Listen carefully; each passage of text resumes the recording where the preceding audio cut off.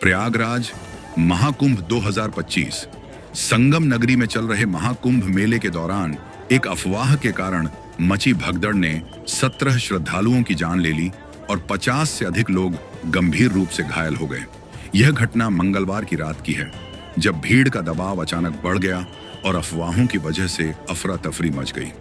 इस घटना ने महाकुंभ की सुखद और धार्मिक आस्था को एक बड़े झटके से प्रभावित किया। हालांकि प्रशासन ने घटना के बाद स्थिति को काबू में किया और घायलों का इलाज महाकुंभ नगर के केंद्रीय अस्पताल में किया गया। मेलाधिकारी विजय किरण आनंद ने इस घटना पर जानकारी देते हुए बताया कि अफवाहों के चलते श्रद्धालुओं के बीच दहशत फैल गई, जिसके परिणाम स्वरूप भगदड़ हुई। उन्होंने यह भी कहा कि मरने वालों की संख्या अब तक 17 बताई जा रही है, लेकिन मीडिया रिपोर्ट्स और स्थानीय सूत्रों के अनुसार यह संख्या कहीं अधिक हो सकती है। यह घटना उस समय हुई जब हजारों की संख्या में श्रद्धालु संगम में स्नान करने के लिए एकत्रित हुए।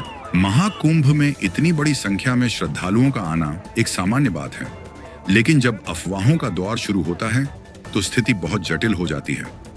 सुरक्षा उपायों और प्रशासन की सतर्कता के बावजूद कभी-कभी अफवाहों की चपेट में लोग आ जाते हैं और फिर ऐसी त्रासद घटनाओं का सामना करना पड़ता है। इस घटना से न केवल श्रद्धालुओं के परिवारों में गहरी चिंता और शोक की लहर है, बल्कि प्रशासन को भी यह समझने की आवश्यकता है कि कैसे इस प्रकार की घटनाओं से बचा जा सकता है।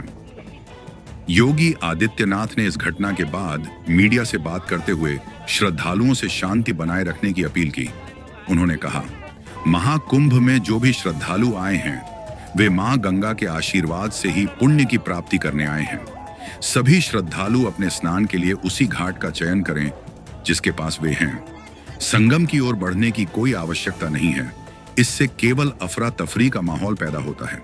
प्रशासन ने व्यवस्था बनाई है, सभी श्रद्धालु प्रशासन के निर्देशों का पालन करें और किसी भी अफवाह पर ध्यान न दें। प्रयागराज में इस समय महाकुंभ मेले का आयोजन हो रहा है, जो पूरे भारत और विदेशों से आने वाले लाखों श्रद्धालुओं का ध्यान आकर्षित करता है। यह मेला हर बार एक बड़ी धार्मिक और सांस्कृतिक घटना बनता है, लेकिन इस बार की घटना ने प्रशासन की तैयारियों पर भी सवाल खड़े कर दिए हैं। भगदड़ की यह घटना इस बात का संकेत है कि बड़े आयोजनों में सुरक्षा व्यवस्था को और भी मजबूत करने की आवश्यकता है। इस घटना में घायल हुए श्रद्धालुओं को महाकुंभ नगर के केंद्रीय अस्पताल में भर्ती कराया गया है। इन घायलों की स्थिति गंभीर बताई जा रही है और प्रशासन पूरी कोशिश कर रहा है कि उनकी स्थिति में सुधार हो सके। अस्पताल प्रशासन ने बताया कि घायलों को प्राथमिक उपचार दिया जा रहा है और सर्जिकल टीम उनकी स्थिति की जांच कर रही है। घटना के बाद से अस्पताल में अत्यधिक भीड़ हो गई है, लेकिन स्वास्थ्य सेवाएं सुचारू रूप से जारी हैं।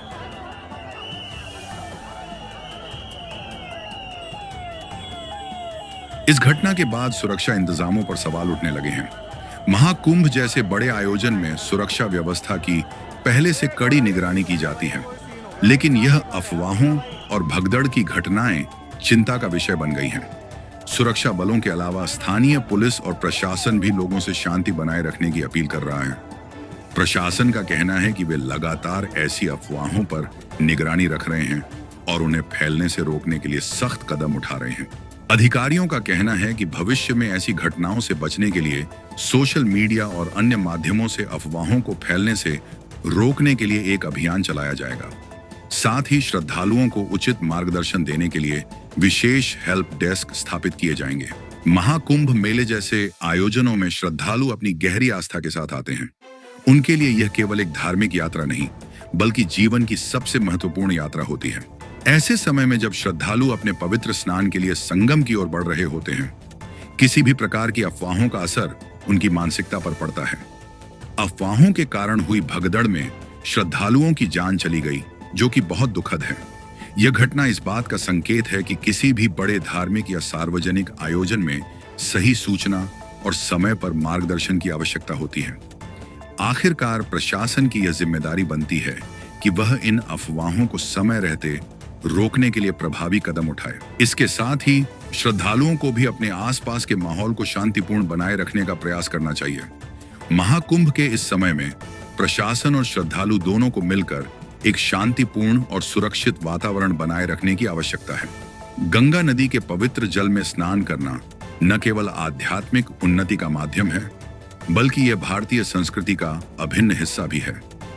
हम सभी को इस सांस्कृतिक धरोहर की रक्षा करनी चाहिए और किसी भी तरह की अफवाहों से दूर रहकर एक शांतिपूर्ण और सौहार्दपूर्ण वातावरण बनाए रखने की कोशिश करनी चाहिए। महाकुंभ 2025 में इस दुखद घटना के बाद हम सभी को यह याद रखना चाहिए कि श्रद्धालु अपने आस्थाओं के साथ आते हैं और उन्हें हर संभव सुरक्षा और सम्मान मिलना चाहिए। प्रशासन को भी इस बात का ध्यान रखना चाहिए कि ऐसे आयोजनों में सुरक्षा और शांति के लिए और भी प्रभावी उपाय किए जाएं। 20 आदमी गिर गया उसके ऊपर, उसका डायबिटीज है, डायबिटीज नील हो गया, हाई प्रेशर भी है। कितना बजे? 3 घंटे बाद में पुलिस आया, मेघालय से आया। हम लोग का तो बाकी परिवार कहाँ गया? फोन लुके। कितने लोग तब गए थे? ओ उधर में तो बहुत आदमी, बहुत आदमी 100 का ऊपर ऐसे ही हो गया, हॉस्पिटल में चला गया। क्या हुआ वहाँ? क्या नहीं हुआ वहाँ? अभी गया तो भगदड़ मची या क्या?